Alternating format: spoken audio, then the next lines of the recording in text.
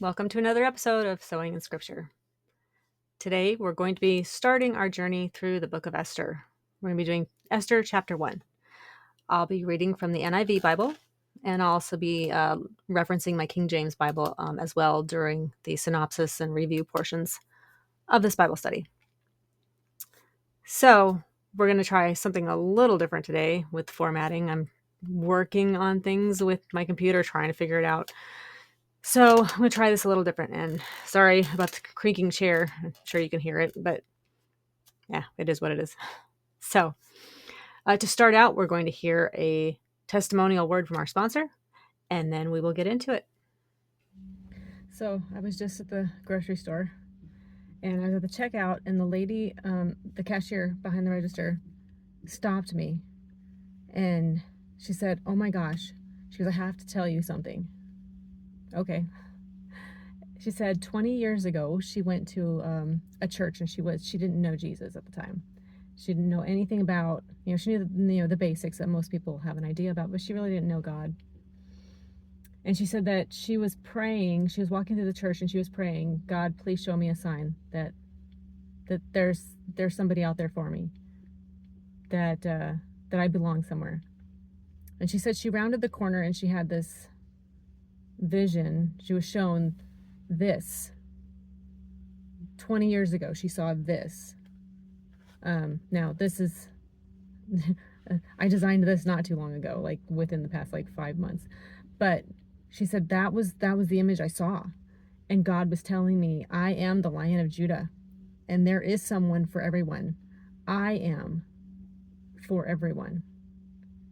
And she felt just so compelled that she had to come up and share that story with me about how she found God and how she has found peace through Christ, just having the knowledge that God is the Lion of Judah, that this is the Lion of Judah, that this is, the Lion and the Lamb. It's all about God. It's all about Christ. It's all about Him, and He is for everyone. We are not alone. And that just really hit me.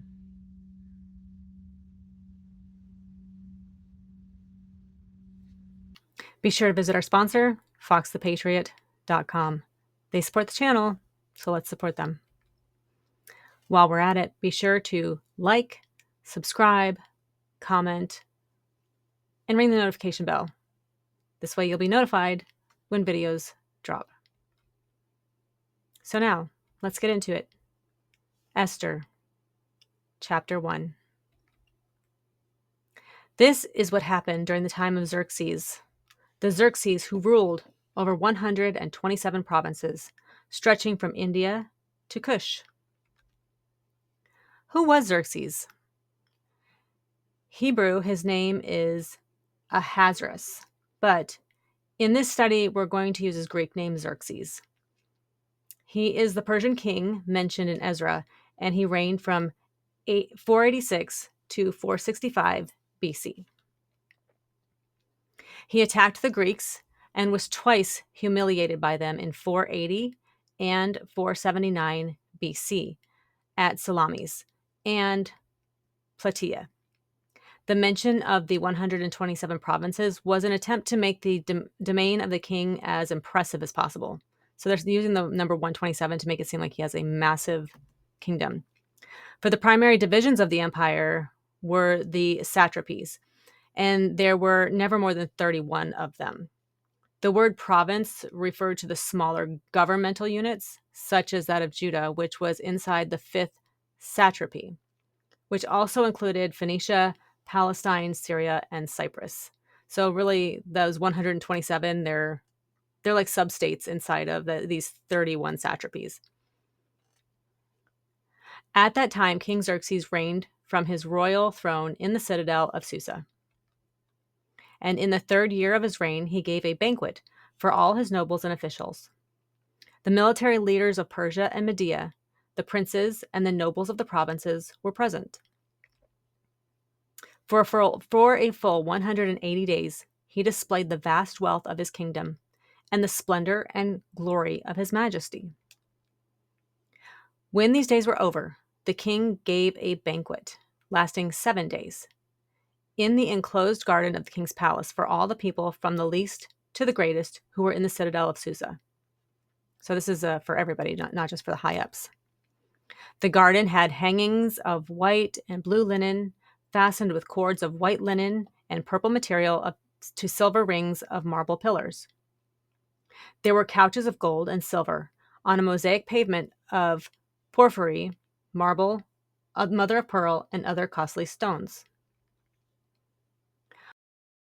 Wine was served in goblets of gold, each one different from the other, and the royal wine was abundant, in keeping with the king's liberality. By the king's command, each guest was allowed to drink with no restrictions, for the king instructed all the wine stewards to serve each man what he wished. So drink up. Queen Vashti also gave a banquet for the women in the royal palace of King Xerxes. On the 7th day, when King Xerxes was in high spirits from wine, he commanded the 7 eunuchs who served him, Mehuman, Bizatha, Harbona, Bigtha, Abagtha, Zethrar, and Carcass. Sorry about any names I might be mispronouncing or butchering there. To bring before him Queen Vashti, wearing her royal crown, in order to display her beauty to the people and nobles, for she was lovely to look at. But when the attendants delivered the king's command, Queen Vashti refused to come.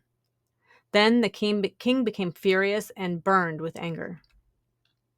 On the last day of the feast, the drunken king summoned his queen, perhaps to make a display of her before his guests, but she refused to obey. Since it was customary for the king to consult experts in matters of law and justice, he spoke with the wise men who understood the times and were closest to the king. Karshana, Chetar, Admatha, Tarshish, Meres, Marsana, and Memucan, the 7 nobles of Persia and Media, who had special access to the king and were highest in the kingdom. The wise men who understood the times were a part of traditional institution. They were consulted by Pharaoh in Genesis 41:8 and were present in the book of Daniel chapter 2, verse 2. These men were known for reading the stars, and so the inference can be drawn that these were astrologers. According to law, what must be done to Queen Vashti? He asked. She has not obeyed the command of King Xerxes that the eunuchs have taken to her. Then Memucan replied in the presence of the king and the nobles, Queen Vashti has done wrong, not only against the king, but also against all the nobles and the peoples of all the provinces of King Xerxes. For the queen's conduct will become known to all the women, and so they will despise their husbands and say, King Xerxes commanded Queen Vashti to be brought before him, but she would not come. This very day, the Persian and Median women of the nobility who have heard about the queen's conduct will respond to all the king's nobles in the same way. There will be no end of disrespect and discord. Therefore, if it pleases the king, let him issue a royal decree, and let it be written in the laws of Persia and Media, which cannot be repealed, that Vashti is never again to enter the presence of King Xerxes. Also, let the king give her royal position to someone else who is better than she.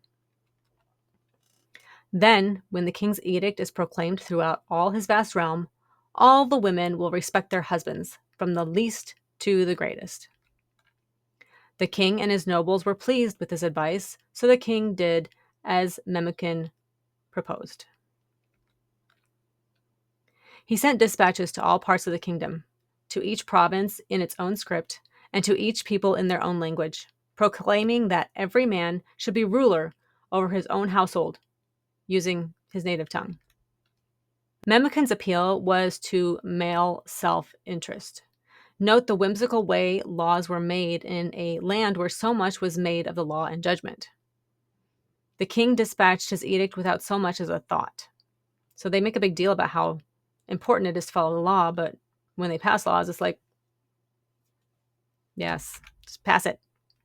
There was something ludicrous about this decree that a husband was to take charge in his household. This was already a standing rule in Oriental homes, not to mention that the law was not even enforceable. So you gotta remember this is taking place in Persia, which is part of Asia. So that's what they're talking about in Oriental homes.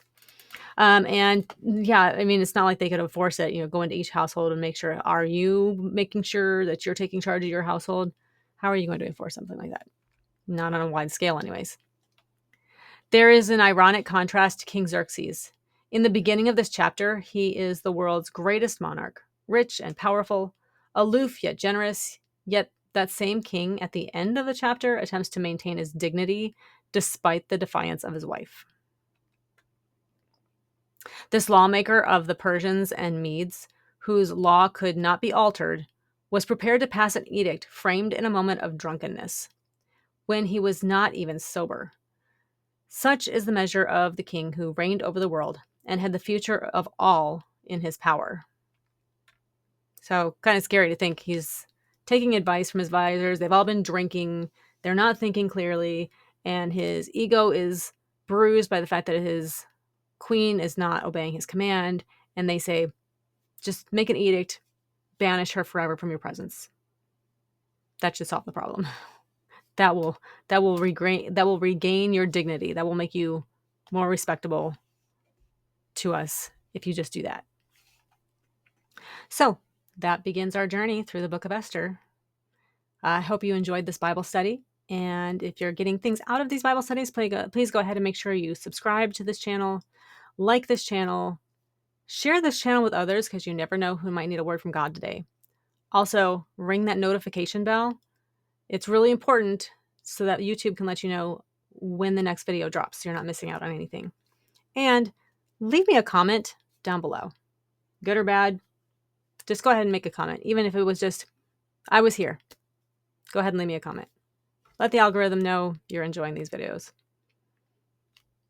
So, we will be picking up in chapter 2 in our next video, and I look forward to seeing you.